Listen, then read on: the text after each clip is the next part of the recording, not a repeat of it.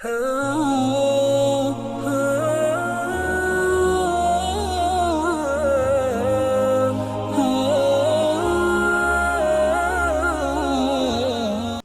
انہوں نے کہا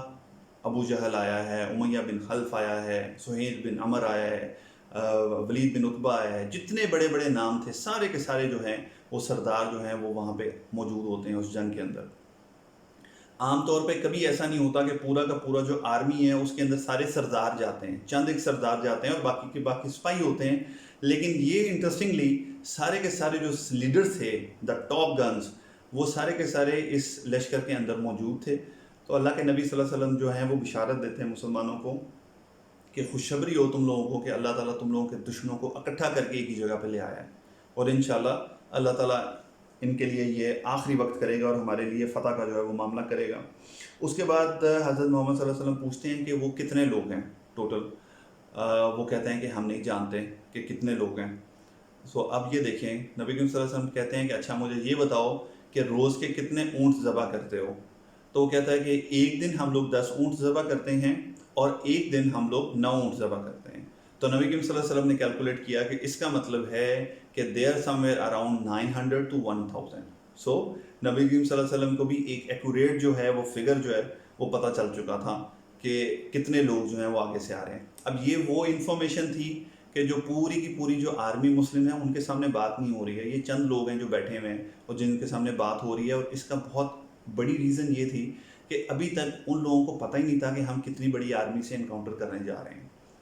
nobody was knowing۔ لیکن نبی کریم صلی اللہ علیہ وسلم اور چند ان کے جو قریبی صحابہ تھے ان کو اس چیز کا بڑی اچھی طرح اندازہ تھا کہ یہ جو کلیش ہونے جا رہا ہے یہ کوئی چھوٹا اور عام کلیش نہیں ہوئے گا۔ آپ ذرا اس چیز کو مطلب خود سے فیل کرنے کی کوشش کریں کہ نبی کریم صلی اللہ علیہ وسلم جو ہیں ایک طرف ان کو پوری کی پوری انفارمیشن مل رہی ہے، دوسری طرف ان کو پورے کے پورے اپنے ریسورسز کا بھی اندازہ ہے، لیکن اللہ کے پاس اللہ کی طرف ان کا توکل بھی ہے۔ لیکن یہ آسان ٹائم نہیں ہوتا، یہ بہت مشکل کام ہوتا ہے کہ اتنے کم ریسورسز کے ساتھ لوگوں کو لے کے آ کے میدان جنگ میں اتنی بڑی آرمی کے سامنے کھڑا کر دینا۔ اسی لیے بدر ایک ٹرننگ پوائنٹ تھا۔ میں نے آپ کو کل بھی بتایا کہ اللہ تعالیٰ نے جب نئی قوم کو، نئی امت کو کھڑا کیا نا، تو اس کا قبلہ چینج کیا، اس کو روزے جو ہیں وہ دیے، اور پھر ان روزوں کے ساتھ ہی یہی رمضان تھا جس کے اندر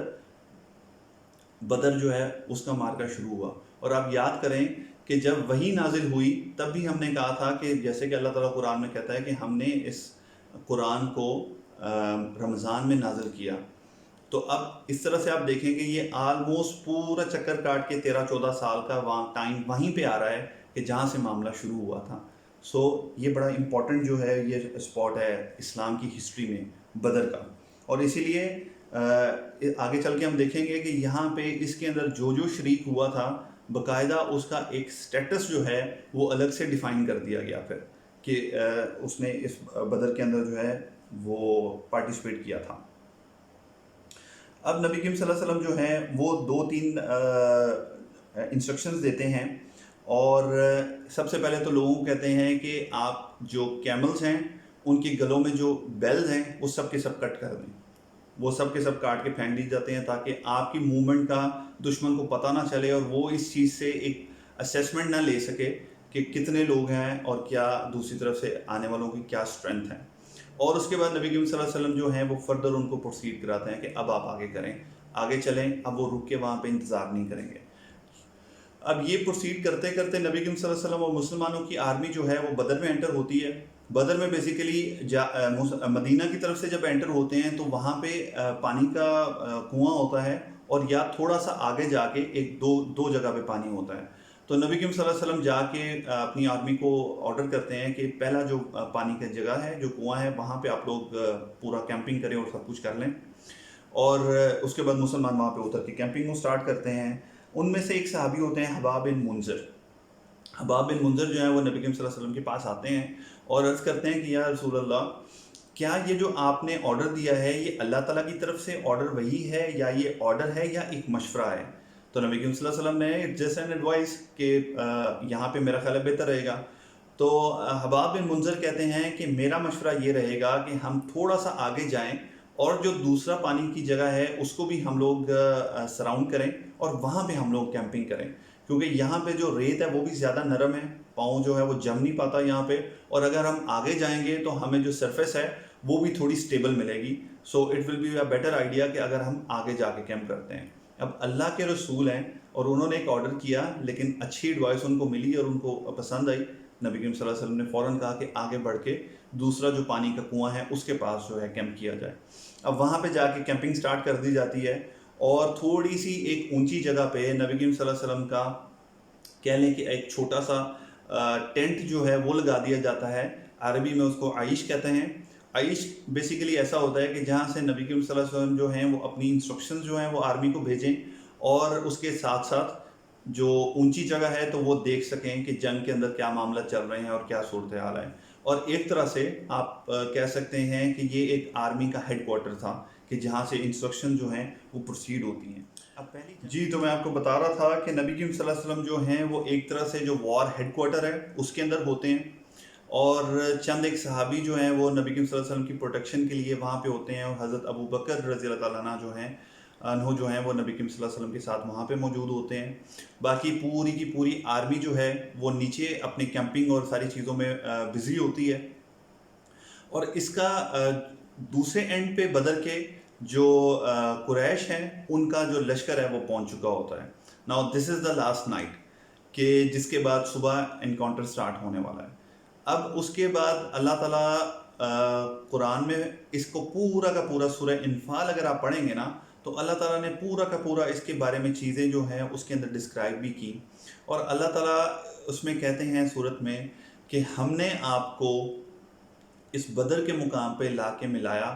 قریش کی آرمی کو بھی اور آپ کی آرمی کو بھی، اس ایکوریسی کے ساتھ کہ اگر آپ لوگ خود آپس میں ڈیسائیڈ کرتے کہ ہم یہاں پہ آ کے ملیں گے ایک دن اور جنگ کے لیے یہاں پہ جمع ہوں گے تو آپ نہ مل سکتے. لیکن یہ سارا کا سارا پلان جو ہے یہ اللہ تعالیٰ کا پلان تھا. اور اللہ تعالیٰ نے جن دو آپ کو میں نے لاسٹ ٹائم بتایا تھا نا کہ جن دو کاروان کے بارے میں نبی کریم صلی اللہ علیہ وسلم کو بشارت دی، تو بیسیکلی وہ یہ کاروان تھا. اللہ تعالیٰ قرآن میں کہتے ہیں کہ آپ جس کو ٹارگٹ کر رہے تھے اور آپ جس کو چاہ رہے تھے وہ آسان والا تھا، اور اس میں دنیا کا مال و متاع آپ کو ملنے والا تھا. لیکن اللہ تعالیٰ جو ہے وہ آپ کے لیے اس سے بہتر چاہتا تھا، اور اللہ تعالیٰ چاہتا تھا کہ آپ کے لیے ایسا معاملہ کر دے کہ ونس فار آل جو ہے یہ جو کفار ہیں ان کی کمر توڑ کے رکھ دے. تو یہ بیسیکلی دنیا میں کوئی چیز اتفاق کے ساتھ نہیں ہوتی، جسے ہم حادثاتی طور پہ یا اتفاقی طور پہ کہتے ہیں نا، ایسی کوئی چیز اللہ کی دنیا میں نہیں ہے. ساری کی ساری چیزیں ہمارے لیے اتفاقاً ہو سکتی ہیں، ایکسیڈنٹلی ہو سکتی ہیں، لیکن اللہ تعالیٰ کی مشیت کے اندر، اللہ تعالیٰ کی کتاب کے اندر ہر چیز مینشنڈ ہوتی ہے، اور وہ اللہ تعالیٰ کے پلان کے مطابق چلتی ہے. کئی دفعہ ہمیں اس کی سمجھ نہیں آتی، لیکن کئی دفعہ ایسا ہوتا ہے کہ ہمیں تھوڑا عرصہ بعد جا کے اس کی سمجھ بھی آ جاتی ہے، اور پھر ہمیں پتہ لگتا ہے کہ واقعی جو کام اس وقت ہوا تھا یہی سب سے بہترین کام تھا جو ہو سکتا تھا. لیکن اب نبی کریم صلی اللہ علیہ وسلم نے کیا کیا کہ جتنے لوگ اویلیبل تھے، جتنے ریسورسز ان کے پاس تھے، وہ سارے کے سارے لا کے انہوں نے بدر میں ڈال دیے وہاں پہ. اس کے بعد نبی کریم صلی اللہ علیہ وسلم جو ہیں وہ اس عیش میں، اس جگہ میں جو ہے اپنے کیمپ میں جاتے ہیں، اور اتنی زیادہ دعائیں کرتے ہیں اللہ تعالیٰ سے کہ یا اللہ، یہ مٹھی بھر آدمی تھے کہ جو تیرے پہ ایمان لائے ہوئے تھے، آج ان کو میں نے لا کے تیرے سامنے تیرے حضور کھڑا کر دیا ہے. اگر تو نے ان کی مدد نہ کی اور آج یہ شکست کھا گئے تو اس کے بعد دنیا میں کوئی تیرا نام لینے والا نہیں ہوگا. نبی کریم صلی اللہ علیہ وسلم نے انتہائی خشوع و خضوع کے ساتھ رو رو کے دعائیں اتنی کی. اب بعض روایات میں آتا ہے کہ پوری رات نبی کریم صلی اللہ علیہ وسلم یہ دعائیں کرتے رہے، اور حتیٰ کہ حضرت ابو بکر صدیق رضی اللہ تعالیٰ عنہ کو کہنا پڑا کہ بس کر دیں، حسبک یا رسول اللہ، کافی ہو گیا، اب اللہ تعالیٰ ضرور آپ کی مدد کرے گا، اللہ تعالیٰ آپ کو تنہا نہیں چھوڑے گا. اور اللہ کے رسول صلی اللہ علیہ وسلم ہاتھ اٹھا کے دعا کر رہے تھے کہ نریشنز بتاتی ہیں کہ ایون ان کے کندھوں سے جو چادر تھی وہ بار بار گر جاتی. تو یہ اس حد تک نبی کریم صلی اللہ علیہ وسلم، کیوں آپ کو ایک چیز پتہ ہونا چاہیے کہ جو انفارمیشن نبی کریم صلی اللہ علیہ وسلم کے پاس تھی وہ جانتے تھے کہ یہ چھوٹا مار کا ہونے والا نہیں ہے، اور اسی وجہ سے انہوں نے لوگوں کو کام ڈاؤن رکھا، لوگوں میں افراتفری نہیں مچانے دی. جیسے کہ ان لائک ٹوڈے، آج کیا ہوتا ہے کہ بات چھوٹی ہوتی ہے اور اس کو بڑھا چڑھا کے اتنا زیادہ بیان کر دیا جاتا ہے کہ بس مر گئے اب تو ختم ہو گئے سب کچھ. ادروائز وہاں پہ یہ معاملہ تھا کہ بات بہت بڑی تھی، لیکن نبی کریم صلی اللہ علیہ وسلم نے ہر چیز کو بڑا کام رکھا، خود البتہ وہ پورا جتنا زور لگا سکتے تھے اور اللہ کے حضور گڑ گڑا سکتے تھے وہ گڑ گڑائے، اور اللہ تعالیٰ نے ان سے وعدہ کیا 1000 فرشتوں کا۔ پھر اللہ تعالیٰ نے آیت میں کہا کہ کیسا ہوگا کہ اگر ہم آپ کا 3000 فرشتوں کے ساتھ مدد کریں، اور پھر اللہ تعالیٰ نے کہا کہ اگر آپ ثابت قدم رہیں گے تو ہم ایسے فرشتے بھیجیں گے 5000 جو who will be، آپ کہہ لو کہ جو قرآن کی آیت ہے وہ کہتی ہے کہ نشان زدہ، بٹ نشان زدہ دا مارکڈ ون، دا برینڈڈ ون، کہ وہ خاص فرشتے ہوئیں گے کہ جن کو اللہ تعالیٰ آپ کی مدد کے لیے بھیجے گا۔ تو اللہ تعالیٰ نے بھی وعدہ کیا کہ اگر آپ ثابت قدم رہیں گے تو آپ فکر نہ کریں، ہم آپ کی 1000 نہیں، 3000 نہیں، 5000 فرشتوں سے آپ کی مدد کریں گے بدر کے اندر۔ اور اس کے بعد نبی کریم صلی اللہ علیہ وسلم اگلی صبح جو ہے، اور اس رات ایک اور چیز ہوتی ہے، اس رات اللہ تعالیٰ جو ہے نبی کریم صلی اللہ علیہ وسلم اتنی دعاؤں کے بعد جو ہے ایک سکینت طاری کرتے ہیں۔ عربی میں سکینت کہتے ہیں کہ ایک کامنیس اور ایک ٹرانکویلٹی جو ہے وہ پوری کی پوری مسلمانوں کے اوپر، نبی کریم صلی اللہ علیہ وسلم کے اوپر، سب کے اوپر ایسی طاری کرتا ہے کہ اتنی ٹینس سچویشن کے اندر سارے کے سارے سو جاتے ہیں، سب کو نیند آ جاتی ہے۔ اور آپ کو پتہ ہے کہ جب نیند آ جاتی ہے تو پھر سب کے سب باڈیز اور مینٹلی سب ریلیکس ہو جاتے ہیں۔ اسی نیند کے عالم میں اللہ تعالیٰ نے نبی کریم صلی اللہ علیہ وسلم کو خواب میں جو مخالف آرمی تھی اس کو بہت کم کر کے دکھایا، اور اللہ تعالیٰ قرآن میں کہتے ہیں کہ آپ یاد کرو اس وقت کو کہ جب خواب میں ہم نے آپ کو وہ لوگوں کو بہت کم کر کے دکھایا، اگر ہم آپ کو زیادہ کر کے دکھاتے تو شاید آپ آپس میں تنازع میں پڑ جاتے، ڈسپیوٹ میں چلے جاتے کہ ہمیں باقی آگے جانا چاہیے یا نہ جانا چاہیے۔ تو یہ مسلمانوں کی کیمپ کی حالت تھی۔ اور کفار کے کیمپ میں کیا ہو رہا تھا کہ جیسے میں نے آپ کو بتایا تھا they were on the picnic، ان کو پتا تھا یہ تو مسئلہ ہی کوئی نہیں ہے، جو مسلمان ہمارے سامنے آئے ہیں نہ وہ ویل ایکوپڈ ہیں، نہ ہی وہ نمبر میں اتنے زیادہ ہیں، اور ہم لوگ جو ہیں پوری طاقت میں اور وہ پوری اسٹرینتھ کے ساتھ یہاں پہ آئے ہوئے ہیں۔ تو پچھلے کئی دنوں سے ان کے وہاں پہ پکنک، روز رات کو ان کا کھانا پکتا، دسترخوان پہ سجتا، جو ان کی سلیو گرل تھیں ان کے لیے گانے گاتی اور وہ ڈرنک کرتے، اور یہ سارا معاملہ آخری رات تک جو ہے وہ چلتا رہا۔ اور آپ کو پتہ ہے نا کہ جس وقت ڈرنک کے بعد آدمی جب اٹھتا ہے تو اس کو ایک کے 4 اور 5 بھی نظر آتے ہیں۔ اور اس کے بعد نبی کریم صلی اللہ علیہ وسلم کو جب یہاں پہ خواب آیا تو وہاں پہ ایک آدمی جو مشرکین کے کیمپ میں تھا اس کو بھی خواب آیا، جو صبح اس نے اٹھ کے ابو جہل کو نریٹ کیا، اور وہ خواب میں کہتا ہے کہ میں نے ایک آدمی کو دیکھا جو اونٹ پہ میرے پاس آتا ہے اور وہ مجھے کہتا ہے کہ ابو جہل مارا گیا، امیہ بن خلف مارا گیا، اور ان کے سرداروں کے نام لے لے کے کہتا ہے کہ وہ قتل کر دیے گئے۔ اور وہ آ کے ابو جہل کو کہتا ہے کہ میرا خیال ہے کہ یہ ایک اشارہ ہے اور ہمیں آگے نہیں جانا چاہیے۔ تو ابو جہل اس کا مذاق اڑا دیتا ہے کہ لگتا ہے کہ تم نے رات کو زیادہ ہی پی لی تھی جس کی وجہ سے تمہیں اب یہ ساری باتیں جو ہیں وہ اس طرح سے لگ رہی ہیں، لیکن ایکچولی میں ابو جہل شاید بہت زیادہ پی چکا تھا کہ وہ اس کی وجہ سے اس کا دماغ معاف ہو چکا تھا اور وہ کسی قسم کی بات سننے کے لیے تیار نہیں تھا۔ اللہ تعالیٰ نے مسلمانوں کی ہیلپ اس طرح سے کی کہ ایک تو وہ ریلیکس ہو گئے، دوسرا اللہ تعالیٰ نے رات کو بارش کی، بارش کے بعد ایک آپ کو پتہ ہے کہ فریشنس کا جو فیلنگ ہے وہ آتی ہے، اور دوسرا حباب بن منذر نے جو کہا تھا کہ ہلکی بارش ہونے کے بعد جس جگہ پہ وہ لوگ تھے وہ زمین اور زیادہ جو ہے وہ اسٹرینتھن ہوگی، اور جو آپ کو پتہ ہے گیلی ہونے کے بعد جو سینڈ ہوتی ہے وہ بیٹھ جاتی ہے، تو مسلمانوں کے لیے آئیڈیل لوکیشن ہوگی کہ جو مسلمانوں کی سائڈ تھی۔ اب نبی کریم صلی اللہ علیہ وسلم نے مسلمانوں کو انسٹرکٹ کیا کہ وہ لائنز بنائیں۔ یہ پہلا ٹائم تھا کہ عربوں کے اندر جب جنگ کرنے جا رہے تھے تو اتنا ڈسپلن کے ساتھ چیزیں ہونے جا رہی تھیں، اور ان کے پاس یہ ٹرینڈ نہیں تھا کہ لائن بنائی جاتی، وہ سارے کے سارے ایک ہجوم کی طرح کھڑے ہوتے اور جنگ شروع ہوتی ہے ڈول کے ساتھ کہ ایک آدمی وہاں سے نکلتا، ایک آدمی یہاں سے نکلتا اور وہ آپس میں لڑتے، اسی طرح 3-4 آدمیوں کی لڑائی ہوتی اور اس کے بعد باقاعدہ جو ہے جنگ کا آغاز ہو جاتا۔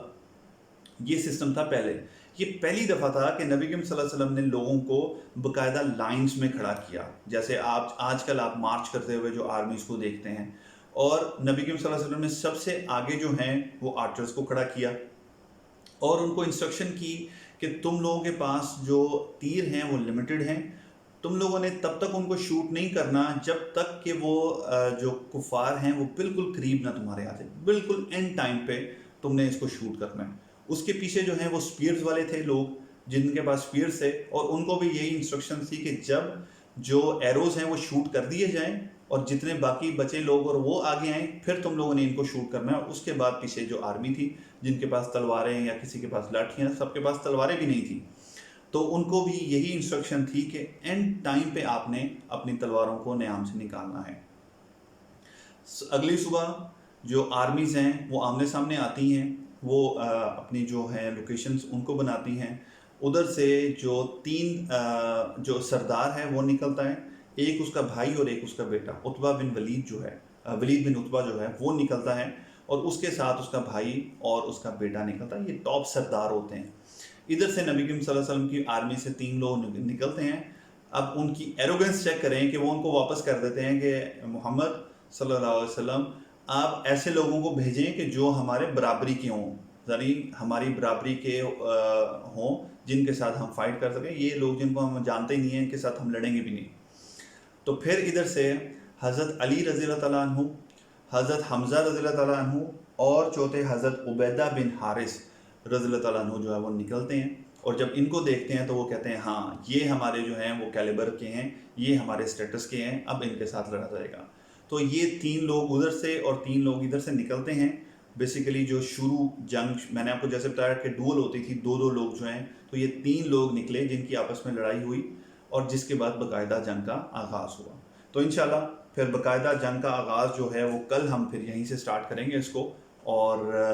With that little of suspense. تو کل انشاءاللہ دیکھیں گے کہ پھر جنگ میں کیسے کیسے مارکے ہوتے ہیں اور کس قسم کے واقعات آتے ہیں، اور اس کا پھر آفٹر ایفیکٹ جو ہے وہ فردر کیا ہوتا ہے. تو انشاءاللہ انٹل ٹمارو، السلام علیکم ورحمۃ اللہ وبرکاتہ.